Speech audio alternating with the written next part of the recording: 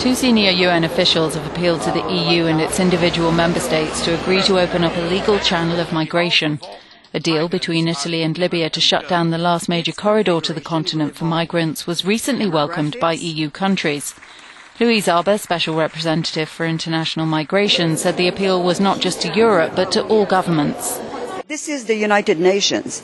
This issue of human mobility and vast numbers of people on the move is not just about Europe. I'm sure that the Global Compact will reflect the preoccupations that people have. The better government, state-to-state cooperation we could put in place, the less we're going to see of this kind of chaotic humanitarian crisis. Commissioner for European Neighbourhood Policy Johannes Hahn says another alternative to handling the migrant situation is to focus on assisting the countries from where the migrants have travelled.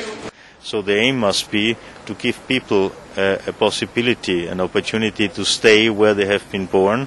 And this is, I think, the challenge in particular of the more advanced and more developed countries in the world.